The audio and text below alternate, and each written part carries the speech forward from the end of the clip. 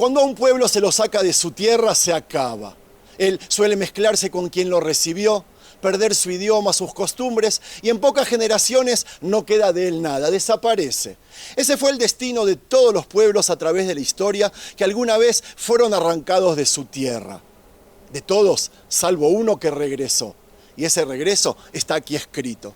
Lo escribió una persona que también fue arrancada de su tierra hacia Babilonia, mientras a sus espaldas su ciudad ardía en llamas. Me estoy refiriendo al profeta Ezequiel y Ejezquiel en hebreo, que cierto día lo llevaron a un valle de huesos secos, de gente que había muerto hace muchísimo tiempo, y Dios le preguntó si existía la posibilidad de que esos huesos alguna vez vuelvan a vivir. Y yo vine a hacer un video para hacer una pregunta que no me entra en la cabeza. ¿Cómo puede una persona que fue deportada hace 25 siglos haber escrito lo que está sucediendo hoy, en agosto del 2026, en una fila para comprar pan en un mercado de Israel? Amigos, les habla Sergio Bacari del canal Bacari Suelto en Israel, otra vez con ustedes, hoy con la Biblia, que la voy a llevar a ese mercado de Jerusalén para comprobar si todo lo que escribió Ezequiel en su capítulo 37 se cumplió o se sigue cumpliendo. Acompáñenme. Un mercado de Israel a media tarde es ruidoso, apretado y huele a todo junto. Estoy en Mahané Yehuda, el mercado icónico de Jerusalén. La gente compra, discute el precio, se saluda, se empuja un poco. Es una escena normal, típica de Medio Oriente, típica también de Israel, quizás parecida a la de cualquier ciudad del mundo. Lo que cambia es de dónde vino cada uno de los que están viendo. Retrocedan 3 generaciones y casi ninguno de los que caminan por aquí tiene un abuelo nacido en esta tierra. Los abuelos, padres o ellos mismos, como yo que nací en América, nacieron en el Yemen, en Irak, en Marruecos, en Etiopía, en las montañas de Kurdistán, en Persia, en Georgia, en Polonia, en Alemania, en Uruguay. Y esto es lo que a mí me sigue impresionando después de tantos años viviendo aquí. Esos pueblos no se conocían entre ellos. Un judío de Irán y un judío de Venezuela en 1940 jamás se habían visto. Vivían a 20.000 kilómetros unos del otro, bajo gobiernos que no tenían ninguna relación y cada uno hablaba el idioma del lugar donde había nacido. Si alguien los hubiera sentado en la misma mesa, se habrían quedado callados por hora. Eso sí, compartían un libro, este que tengo en la mano, nada más que eso. Y ya que estamos hablando de ese libro, que era lo único que tenían en común, les cuento que la Biblia en hebreo y español que llevo hoy en la mano y en cada paseo la tienen en nuestra tienda virtual, tiendabacari.com, con envío desde Israel a todo el mundo. El enlace se los dejo en el primer comentario. Amigos, este libro dice que un día esas 2 personas se iban a volver a juntar. Y 80 años después, aquí los tienen, haciendo la misma fila para comprar el pan, peleándose por un lugar para estacionar y casándose entre ellos o entre sus hijos sin que a nadie le llame la atención. Lo que a mí me gustaría entender es cómo se hizo, cómo se agarra a 10 pueblos que jamás se habían tocado y se los mete dentro del mismo país en cuestión de años. Antes, algo personal que va a ejemplificar a la perfección lo que estoy intentando decir.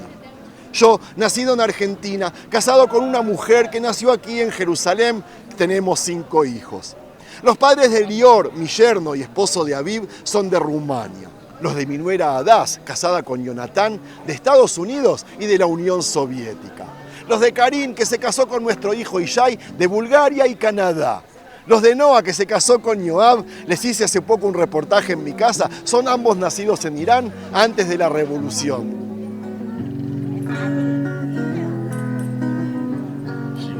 Y los de mi futura nuera, Shigá, que se casará con él en el mes que viene, son de Austria y de Irak.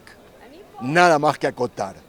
Como les dije antes, la promesa la escribió un deportado, y Ejezquiel, el profeta Ezequiel, que era uno de los que se habían llevado por la fuerza. Vivía en Babilonia, a orillas de un río, entre miles de judíos arrancados de su tierra, y estando ahí, le llegó la noticia que esta ciudad, Jerusalén, había caído y de que el templo estaba ardiendo. Su país acababa de dejar de existir. En ese momento tuvo una visión. Los llevaron a un valle lleno de huesos tirados por el suelo, secos, desparramados, de gente muerta hacía mucho tiempo. Y Dios le preguntó si esos huesos podrían volver a vivir. Después se lo explicó. Esos huesos eran de su pueblo entero y estaban diciendo que se les había secado todo y que ya no les quedaba ninguna esperanza. Los huesos eran su gente y lo que vio fue cómo se armaban de nuevo, hueso con hueso, cada uno buscando el suyo. Después los tendones, encima la carne, sobre ella la piel y al final el aliento. Un hombre que lo había perdido todo, sentado entre los suyos en el destierro, escribió que su pueblo iba a rearmarse pieza por pieza. Eso quedó escrito y ahí se quedó. 25 siglos, generaciones enteras lo leyeron, lo repitieron de memoria y se murieron sin ver que pasaba absolutamente nada. Hasta que en 3 años pasó todo junto. En 1948 vivían en este país alrededor de 650.000 judíos. 3 años después ya eran el doble. Entre 1948 y 1951 entraron unas 700.000 personas. A los del Yemen los sacaron por aire en aviones de carga 49.000 personas en 15 meses. Eran familias de aldeas de montaña, gente que en su vida había visto una máquina volando y subieron igual. Muchos lo hicieron porque les recordaron algo que estaba escrito desde hace muchísimo tiempo. Y muchos subieron porque les recordaron una frase que venía escrita desde el principio. La de que un día los iban a traer de vuelta sobre alas de águilas. Y así llamaron a la misión, Kanfei Nesharim. A los de Irak los sacaron en 1 año y medio. Más de 120.000, casi la comunidad entera, la misma que llevaba ahí desde aquel destierro de Babilonia. Y siguió pasando después. En 1991, 35 aviones sacaron de Etiopía a 14.325 personas en 36 horas. 1 día y medio, hueso con hueso. Pero todavía faltaba la ola más grande de todas. Faltaba la ola más grande y vino del único lugar del que nadie podía moverse. Detrás del telón de acero vivían millones de judíos con la puerta cerrada. Pedir permiso para irse costaba el trabajo, la carrera y a veces la libertad. A los que lo pedían y se lo negaban les quedó un nombre: Refusénix, los rechazados. Algunos esperaron años y otros terminaron presos por haberlo pedido. Entre 1970 y 1988, la Unión Soviética dejó salir a 290.000 personas. Eso fue lo que se consiguió arrancar en 18 años de presión. Pero de golpe se abrió el telón y en 1989 llegaron 13.000 personas. Al año siguiente 200.000 y al otro otras 200.000. Cuando terminó, había entrado aquí cerca de 1 millón de personas en un país que no llegaba a los 5 millones. Increíble. 1 de cada 5 que caminaba por la calle, me acuerdo de esa época, acababa de bajarse de un avión y no entendía nada de lo que estaba pasando. Vinieron médicos, ingenieros, violinistas y profesores de matemáticas que empezaron limpiando escaleras y sirviendo café, porque el idioma no lo tenían y el título no se lo reconocían. Hoy los hijos de aquellos son los que están sosteniendo todo este país. Trajeron encima una discusión que sigue abierta. 1 de cada 4 de los que llegaron no era judío según la ley rabínica, aunque tenían todo el derecho legal a entrar. Los metieron a todos dentro del mismo país y todo eso, hasta el último avión, ya estaba escrito y no lo escribió un solo hombre. Y Ezequiel no fue el único que lo dijo. Antes que él, otro profeta había escrito exactamente lo mismo y con más detalle. Me estoy refiriendo a Yeshayahu, a Isaías, que puso algo que suele pasar desapercibido. Dijo que la mano de Dios se iba a alzar por segunda vez. Segunda, porque la primera ya estaba contada. De Babilonia volvieron, reconstruyeron el templo y levantaron el país de nuevo. ¿Recuerdan? Eso ocurrió y quedó registrado. Lo que Isaías anunció fue otro regreso, muy posterior, y esta vez desde todas partes. Cito: asimismo acontecerá en aquel tiempo que Dios alzará otra vez su mano para recobrar el remate de su pueblo, que aún queda en Asiria, Egipto, Patros, Etiopía, Elam, Sinar y Hammat, y además en las costas del mar. Y levantarán pendón a las naciones, y juntarán los desterrados de Israel, y reunirá a los esparcidos de Judá de los 4 extremos de la tierra. Fíjense la lista, amigos, son 8 países. Y después agrega las costas del mar, que en aquel idioma era la manera de nombrar todo lo que quedaba más allá del horizonte. Y cierra con una frase que no deja lugar a interpretaciones. Los 4 extremos de la tierra. 2 hombres en siglos distintos escribieron la misma cosa, que iba a volver desde donde fuera que estuvieran. Y durante todo el tiempo que vino antes de esto, esa gente rezó 3 veces por día pidiendo exactamente eso. Se levantaban, lo pedían y se acostaban sin que pasara nada. Y los 2 escribieron algo más que casi nunca se cita. La visión no terminó en los huesos. Después de aquello le pidieron al profeta Ezequiel algo raro, que agarrara 2 pedazos de madera y escribiera un nombre en cada uno. En uno escribió Yehudá, Judá, en el otro escribió Yosef o José, y que después lo juntara en la mano hasta que se hicieran uno solo delante de la gente, para que le preguntaran qué estaba haciendo. Cuando se lo preguntaron, contestó esto: yo tomo a los hijos de Israel de entre las naciones a las cuales fueron, y los recogeré de todas partes, y los traeré a su tierra, y los haré una nación en la tierra, en los montes de Israel, y un rey será a todos ellos por rey, y nunca más serán 2 naciones, ni nunca más serán divididos en 2 reinos.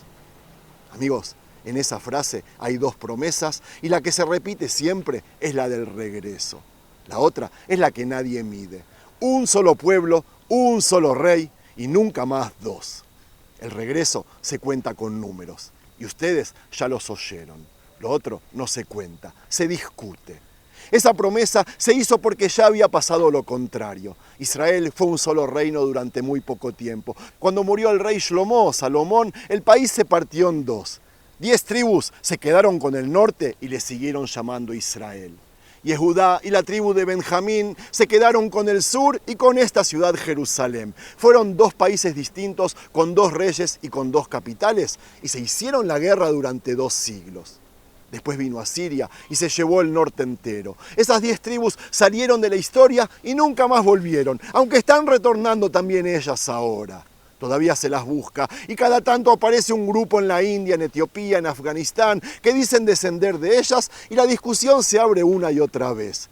Así que lo que aquel hombre prometió fue deshacer la ruptura más vieja que tenía su propio pueblo. 78 años después de que empezara el regreso, esa parte sigue abierta, pero no nula y no descalificada. La puerta está abierta, por eso se llamó a este país Israel, para darle la posibilidad a las tribus perdidas a que retornen a este lugar. Lo que sí quiero decir entre estas hermosas callejuelas del barrio Najlaot es de que el regreso ya está hecho, que se ve en cualquier calle. Lo otro se pelea todos los días. Aquí se discute quién es judío y quién no, quién manda, quién paga, quién sirve y quién estudia, quién llegó primero y quién llegó después. Somos judíos, nos gusta discutir. 2 judíos, 3 opiniones, dicen. Se discute en el parlamento, en la fila del banco y en la mesa del viernes a la noche. El que mira desde afuera ve una pelea y piensa que esto en cualquier momento se rompe. Yo, que llevo años oyéndola, veo otra cosa. Nadie discute así con un extraño. De esa manera se discute dentro de una familia. La carne y el aliento son lo que todavía se está peleando. Y esa parte no la termina un profeta. ¿La terminamos nosotros o no la termina nadie? Antes de despedirme, les recuerdo nuestra tienda virtual, tiendabacaritodojunto.com, con envío desde Israel a todo el mundo. Ahí está la Biblia en hebreo y español, esta misma que tengo ahora y que llevo en la mano en cada paseo, y también cremas y jabones del Mar Muerto, aceites de unción, judaica, joyería, ropa, gorras, recuerdos de Jerusalén, salmos en llaveros, nombres en hebreo, y todos los recuerdos de Tierra Santa. El envío va con un seguimiento responsable incluido y es gratis en pedidos de más de $100. Gracias de corazón a todos los que la visitan. Amigos, hubo generaciones enteras que se murieron pidiendo esto, pero a nosotros nos tocó verlo en la fila del pan. Esto es increíble, ¿verdad? Ahora los invito a ver el video que publiqué ayer sobre cómo se vería todo esto si hubiésemos perdido la guerra de 1948. No se lo pierdan, lo tienen aquí frente a sus ojos.